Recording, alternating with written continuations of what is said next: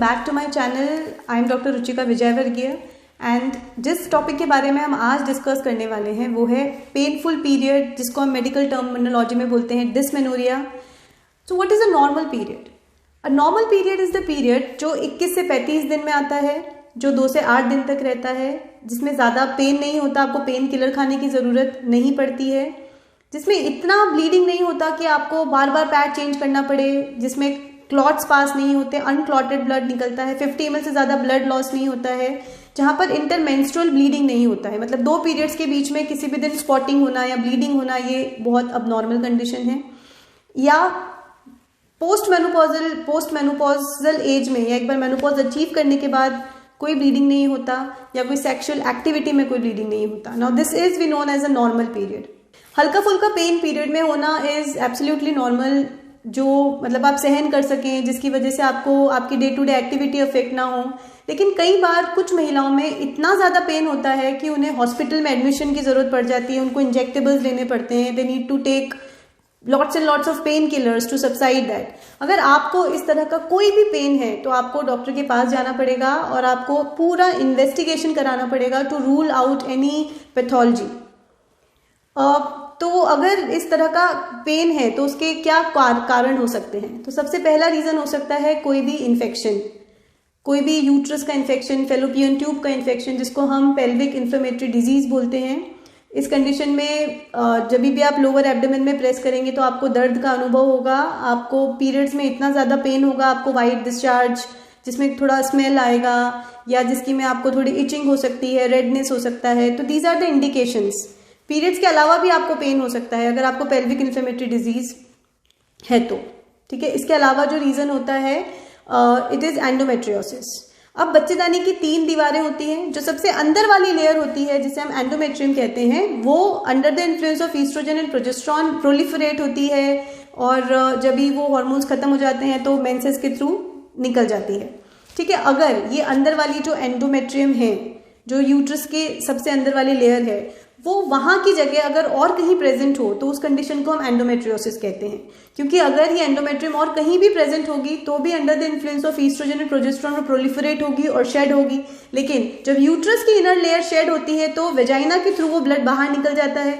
लेकिन अगर किसी इंटरनल ऑर्गन में हो, सपोज ये कहाँ पे हो सकती है, वो ओवरी में हो सकती है, वो ब्लैडर की वॉल में हो सकती है, वो इंटेस्टाइन में हो सकती है, वो रेक्टम की वॉल में हो सकती है, वो पेरिटोनियल कैविटी में हो सकती है, तो अगर फेलोपियन ट्यूब में हो सकती है, तो अगर यहाँ पे है तो देयर इज कोई रास्ता नहीं है जहाँ से वो ब्लड शरीर के बाहर निकल सके, तो वो अक्यूमुलेट होने लगता है, वहाँ पे इन्फ्लेमेशन होने लगता है, वो सब ऑर्गन्स चिपकने लगते हैं।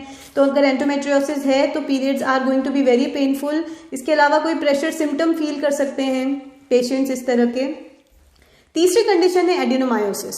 एडिनोमायोसिस में क्या होता है कि जो एंडोमेट्रियम है वो मायोमेट्रियम के अंदर चली जाती है, ठीक है। तो वो that condition is also very painful for the same reason, because it is endometrial lining, तो इट विल ऑल्सो गेट वो ईस्ट्रोजन प्रोजेस्टेरॉन के इन्फ्लुएंस में प्रोलिफरेट भी होगी और शेड भी होगी, और क्योंकि उसके निकलने का कोई रास्ता नहीं है तो उसकी वजह से बहुत इन्फ्लेमेशन और एडेजन्स होंगे और बहुत ज़्यादा पेन हो सकता है। Fibroid uterus is the 4th condition, जिसकी वजह से पेशेंट्स को इस तरह का पेन फील हो सकता है जिसमें वो सहन ना कर पाए, जिसे हम कहते हैं डिस्मेनोरिया। अगर फाइब्रॉइड, कई बार तो फाइब्रॉइड ऐसे चुपचाप पड़ा रहता है, लेकिन कई बार प्रेशर सिम्टम ये दे सकता है। कई बार इसकी वजह से बार बार ब्लैडर में प्रेशर होने की वजह से बार बार यूरिन पास कर सकते हैं पेशेंट्स, या उनको कॉन्स्टिपेशन हो सकता है। या अगर ये जो फाइब्रॉइड है ये एंडोमेट्रियल फाइब्रॉइड है, मतलब ये अंदर की तरफ है, अंदर वाली लेयर में है, तो पेशेंट को बहुत ज़्यादा पीरियड्स के समय परेशानी का सामना करना पड़ सकता है।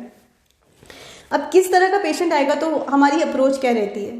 सबसे पहले हम पेशेंट से नॉर्मल हिस्ट्री लेते हैं, उनको एग्जामिन करते हैं, फिर एक पेल्विक अल्ट्रासाउंड हम एडवाइस करते हैं to see what is the problem. क्या ये एक नॉर्मल पेन है और it is just because of some imbalance of hormone और सम स्ट्रेस, और it has some organic pathology. और अगर ऑर्गेनिक पैथोलॉजी हमें पता चलती है कि उसमें कोई एंडोमेट्रियोसिस में सस्पेक्ट कर रही होती हूँ या मैं एडिनोमायोसिस सस्पेक्ट कर रही होती हूँ, तो मैं कई बार MRI भी एडवाइस करती हूँ पेशेंट्स को। उनका पूरा हार्मोन प्रोफाइल हम देखते हैं, उनका थायराइड, FSH, LH हम एक बार चेक करते हैं। एंड अगर पेशेंट इज़ यंग और तो हम उसको ओरल कॉन्ट्रासेप्टिव पिल से हम शुरुआत करते हैं to balance the hormones. And अगर वो पेशेंट बहुत अच्छा रिस्पॉन्स कर दें तो अच्छी बात है, अदरवाइज भी मूव टूवर्ड्स प्रोजेस्ट्रॉन, और एक इंट्रायूटेराइन कॉन्ट्रासेप्टिव डिवाइस होता है जिसको मरीना कहते हैं, विच रिलीजेस प्रोजेस्ट्रॉन। तो प्रोजेस्ट्रॉन की वजह से कंटिन्यूस प्रोजेस्ट्रॉन अगर रिलीज होता है तो वो जो एंडोमेट्रियल वाला पार्ट है वो शेड नहीं होता और वो प्रोलिफरेट करता जाता है। कई बार मेडिकल मैनेजमेंट फेल हो जाते हैं and we need to take the patient either for hysterectomy or some laparoscopic procedure to remove that chocolate cyst from the ovary and to break those adhesions। ठीक है, तो ये हमारा अप्रोच रहता है। तो अगर आपको बहुत ज़्यादा पेन हो रहा है तो आपको डॉक्टर से सलाह लेनी चाहिए और अपने इन्वेस्टिगेशंस कराने चाहिए, क्योंकि ये बिल्कुल नॉर्मल नहीं है। कई बार कुछ भी बीमारी नहीं निकलती तो फिर हम पेशेंट को एडवाइस करते हैं कि आप एक अच्छी हेल्दी लाइफस्टाइल एक्वायर कीजिए, एंटी इन्फ्लेमेटरी फूड का कंजम्पशन कीजिए, जैसे हल्दी का दूध पीजिए बिकॉज हल्दी is absolutely anti inflammatory, cinnamon दालचीनी is anti inflammatory, ginger tea आप ले सकते हैं। इसके अलावा एक magnesium supplement is very good क्योंकि वो स्मूथ मसल को रिलैक्स करता है, बहुत अमेजिंग मिनरल है जिसकी डेफिशिएंसी एक्सेसिव स्ट्रेस लेने की वजह से, एक्सेसिव कॉफ़ी कंज्यूम करने की वजह से, टी कंज्यूम करने की वजह से हमारी बॉडी में हो सकती है, ज़्यादा एक्सरसाइज करने की वजह से हो सकती है। तो एक मैग्नीशियम सप्लीमेंट भी बहुत बार पेशेंट को 200 मिलीग्राम का मैं प्रिस्क्राइब करती हूँ, जो बहुत अमेजिंगली वर्क करता है पेशेंट्स के साथ। इसके अलावा स्ट्रेस को मैनेज कीजिए बिकॉज स्ट्रेस की वजह से आपका जो पेन का थ्रेशोल्ड है वो बहुत कम हो जाता है। तो आप हल्का फुल्का पेन, दर्द भी नहीं सहन कर पाते और आप पेन किलर्स की तरफ जाते हैं। एक्सरसाइज आप रेगुलरली कीजिए, उस तरह की एक्सरसाइज कीजिए जिससे आपको मज़ा आता हो, जिससे आपकी बॉडी में हैप्पी हार्मोन्स रिलीज हो, एंडोर्फिन्स रिलीज हों और आपका पेन थ्रेशोल्ड ऊपर चला जाए, आप आराम से दर्द को सहन कर पाएँ। फिर भी लेकिन अगर आपको बहुत ज़्यादा पेन है तो definitely you should go and get your investigations done so that आपको सही समय पे सही इलाज मिल सके। आई होप ये वीडियो आप लोगों के लिए हेल्पफुल रहा होगा। So kindly subscribe to my channel, like the video and share this video with all those ladies आपको लगता है कि उनके लिए यूजफुल होगा। सो इस वीडियो में उतना ही। Thank you.